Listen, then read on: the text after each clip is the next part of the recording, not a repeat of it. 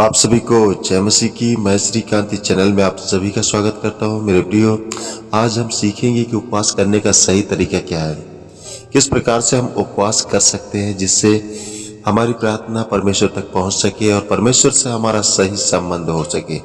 तो मेरे प्रियो, आइए हम जानेंगे कुछ इस प्रकार से कि हम कुछ 6 पॉइंटों में हम उपवास की प्रार्थना के बारे में हम जान पाएंगे। तो पहला है सही उद्देश्य का उपवास करें। सही उद्देश्य क्या है हमारे उपवास करने का, और उसके लिए उपवास दिखावे के लिए नहीं करना है। आप उपवास दिखावे के लिए ना करें, परमेश्वर के और निकट आने के लिए हम उपवास प्रार्थना करते हैं। परमेश्वर पापों से मन फिराने के लिए हम परमेश्वर से उपवास प्रार्थना, हम पाप में अपना जीवन बिता रहे हैं, उससे मन को दूर करने के लिए, पापों से मन को दूर करने के लिए हम उपवास प्रार्थना कर सकते हैं और उसके निकट आने के लिए, प्रार्थना में सामर्थ पाने के लिए। और जब हम उपवास करके प्रार्थना करते हैं तो हमें परमेश्वर सामर्थ देते हैं, और मार्गदर्शन और चंगाई के लिए भी हम उपवास प्रार्थना कर सकते हैं। मेरे प्रियो, इससे हम क्या है कि हमारा रास्ता जो हम चलते हैं वो परमेश्वर हमें दिखाएगा और वो हमें चंगाई भी देगा। तो मेरे प्रियो, परमेश्वर यहाँ कहते हैं, एक वचन को देखेंगे मत्ती 6:16 में, जब तुम उपवास करो तो कपटियों के समान उदास मुख मत बनाओ। मेरे प्रियो, और हम यहाँ उस तरह को उदास मुंह नहीं बनाना है। और हम दूसरा देखेंगे, उपवास में पहले से तैयारी करें। ये दूसरा पॉइंट है, उपवास में हम पहले से तैयारी करें। और क्या तैयारी करना? मन में ठान ले कि ये समय प्रार्थना और वचन के लिए। हम इस बात को ठान लेना है, मन में एक पक्का कर लेना है, दृढ़ कर लेना है कि हमारा समय ये उपवास के लिए ही है और ये प्रार्थना के लिए है। हम ऐसे नहीं कि उपवास कर ले और घूमते ही रहे, कोई मतलब अपने काम करते रहे। और दूसरा पॉइंट इसमें, किसी भी झगड़ा कटुता या द्वेष से पहले क्षमा करें। अगर हमारे पास इस प्रकार से है तो हमें उसको क्षमा करना जरूर है। और हम तीसरा यहाँ इस पॉइंट में तीसरा पॉइंट है, मोबाइल सोशल मीडिया फालतू बातों से दूरी बनाएं। हम इन सब बातों से हमें दूरी बनाना है। शुद्ध मन में किया गया उपवास प्रभावी होता है। जब हम शुद्ध मन से उपवास करते हैं तो वो हमारे जीवन में प्रभाव को डालता है।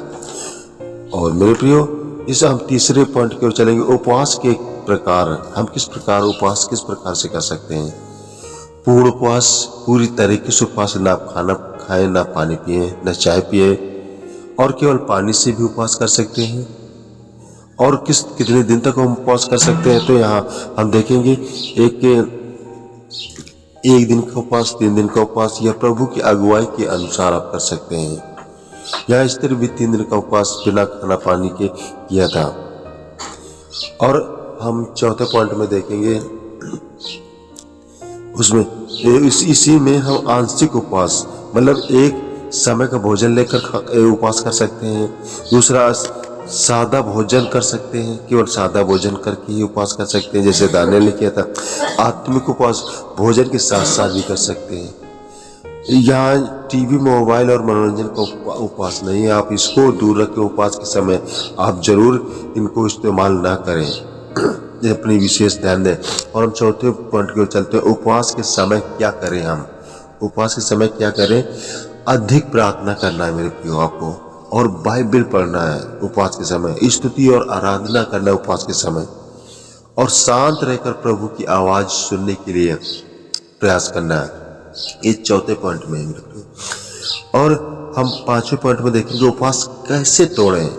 उपवास को किस प्रकार से तोड़ें? अचानक भारी भोजन न करें, हल्का और धन्यवाद के साथ भोजन करें। जब हम प्रार्थना करके भोजन करें और प्रभु को धन्यवाद दें मेरे प्रियो। ये, और हम अंतिम पॉइंट में आ गए हैं कि किन बातों से बचना है उपवास में। हमें दिखावे से बचना है, दूसरों को नीचा दिखाना नहीं है। बिना प्रार्थना सिर्फ भूखा रहना, मतलब बिना प्रार्थना के आप भूखा रहना कोई फायदा नहीं है। उपवास में जरूर प्रार्थना करें और स्वास्थ्य की अनदेखा ना करें, अपने स्वास्थ्य को भी जागरूक बने रहें। मेरे प्रियो, यहाँ याद रहे, उपवास परमेश्वर को बदलने के लिए नहीं है, यहाँ बल्कि खुद को बदलने के लिए उपवास करना है। आप इस बात को ध्यान दें कि हम अपने आप को बदलना है। हम किसी बात के लिए परमेश्वर से इस बात को न बोलें कि हम परमेश्वर को बदलना है। तो मेरे प्रियो, परमेश्वर आपके जीवन में जरूर आशीष करेंगे और आप इन बातों को जरूर फॉलो करें। परमेश्वर आपके जीवन में, आपके परिवार में, आपके उन्नत में, आपके आत्मिक जीवन में काम करेंगे। तो परमेश्वर, उम्मीद है कि परमेश्वर आप सभी को बहुत ऐसे आशीष करेगा। वीडियो आप लाइक करें, शेयर करें अपने भाइयों के पास। आप सभी को जय मसीह की।